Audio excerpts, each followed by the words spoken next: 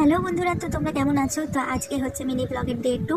তো সকালবেলা উঠেই আমি ভাত বসিয়ে দিয়েছিলাম, কারণ ঘুম থেকে উঠতে আজকে আমার অনেক অনেক অনেক দেরি হয়ে গেছে।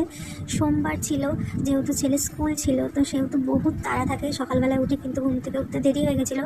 শরীরটা ভালো না, সেই কারণে। জানো তো, যতই শরীর খারাপ হোক না কেন, ছেলেকে আমি স্কুলে পাঠাতেই চাই, কিন্তু মাঝে মধ্যে কামাই হয়ে যায়, বিনা কারণেই কামাই হয়ে যায়।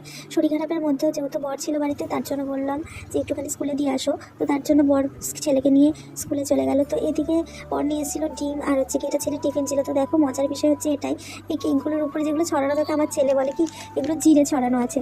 তো কি বলবে ছোট মানুষ, ওকে তো বোঝানো যাবে না। যাই হোক, বোঝানোর জন্য যে কি যেগুলো ছড়ানো থাকে সেগুলোর নাম জানা আমার দরকার, যেটা আমি জানি না। তো তোমরা যদি জানা থাকো অবশ্যই বলো তো যে এগুলোকে কী বলে, তাহলে আমি ওকে বুঝিয়ে বলতে পারবো। শরীর খারাপ হলে তো আর কিছু করার থাকে না, তবুও ঘরের সংসারে সমস্ত কাজই করতে হয়। আর যদি কাজগুলো না করে ফেলে রাখি, পরে আমাকেই একবারে একগাদা কাজ করতে হয়। তো সেই কারণেই আমি সমস্ত কাজ একবারে করে ফেলার চেষ্টা করি শরীর খারাপ নিয়েও। তো বেশি কিছু রান্না করবো না, আলু ভাজা, ডিম ভাজা, আর হচ্ছে গিয়ে ডাল সেদ্ধ করেছিলাম। তো সেই দিয়ে আর কি বর খেয়ে চলে গেছিলো তোমার ডিউটিতে। দুপুরের থেকে ডিউটি থাকে 2টা-10টা। তো এখন এই সপ্তাহটাই 2টা-10টা ডিউটিই ছিল। তারপরে দেখো ডাল সেদ্ধ করে দিয়েছিলাম, আর এদিকে কত বাসন হয়েছিল। তো এই বাসনগুলো এখানে অল্প একটু দেখাচ্ছি, তো ওইদিকে আর কটা বাসন আরও ছিল। তো সেই জন্যই বাসনগুলো আগে মেজে ফেলেছি। বললাম না আগের দিন যে বাসন মাজা হয়ে গেলে মনে হয় আমার অর্ধেক কাজ হয়ে গেছে। আর রান্নাঘরটাও পরিষ্কার করে ফেলেছিলাম তারপরে। তো কী বলো তো, বসিয়ে খাওয়ানোর মতন মেয়েদের বিয়ের পরে কোনো জায়গায় হয় না। বসে খাবে 1 দিন 2 দিন, কিন্তু 3 দিনের দিন যে খাওয়াবে বসিয়ে, সেই হচ্ছে দুটো কথা বলার সুযোগ পাবে, যেটা আমি চাই না একদম। খুব শরীর খারাপ না হলে না শুয়ে বসে থাকি না, আর একটা কাজ করার অভ্যাস হয়ে গেছে, তো সেই কারণে আর কি কাজ না করতে পারলেও ভালো লাগে না। এই সংসারে শুধু উঠানটা ঝাড় দেওয়া ছাড়া সমস্ত কাজবাজই আমি করে থাকি। ছেলে হওয়ার পর থেকে না কোমরে প্রচণ্ড যন্ত্রণা করে, যদি কোনো সময় হচ্ছে গিয়ে উঠানটা আমি ঝাড়তে, তো তখন রাত্রেবেলা আমি ঘুমাতে পারি না, এত পরিমাণ কোমরে যন্ত্রণা করে।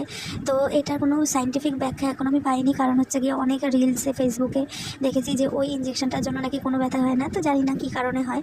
তো উঠান ঝাড় দিলে কোমরে ব্যথা হয়, সেই কারণে আমি উঠানটা ঝাড় দিই না। সকালবেলা হাজারো ঘুম থেকে ওঠার চেষ্টা করার পরেও আমি ঘুম থেকে উঠতে পারি না। এর জন্য হচ্ছে প্রচুর কথা শুনেছি, কিন্তু আমি নিজের থেকেই চাই ঘুম থেকে উঠতে সকাল সকাল। কারণ সকালবেলা যদি আমি ঘুম থেকে উঠতে পারি, আমার অনেক কাজ আগিয়ে যায়। আর সকালবেলা ছেলেটাকে নিয়ে একটু পড়তে বেশিক্ষণ ধরে বসাতে পারি, যেটা আমার দেরি করে ওঠার কারণে আমি কোনো কিছুই আমার সম্ভব হয়ে ওঠে না। তো কাজ করতে করতে আমার অনেক বেলা হয়ে যায়, আর খুব কম দিন আছে যে কাজ বাজ সেরে একটু রেস্ট করতে পারি। সঙ্গে সঙ্গে ছেলেকে স্কুল থেকে আনতে চলে যেতে হয়। যদি তোমাদের আমার ভিডিওগুলো ভালো লেগে থাকে, তো তবে অবশ্যই অবশ্যই করে একটা লাইক দিয়ে দিও। ভালো না খারাপ লাগছে কমেন্টসে জানিও, আর সাবস্ক্রাইব করে পাশে থেকো।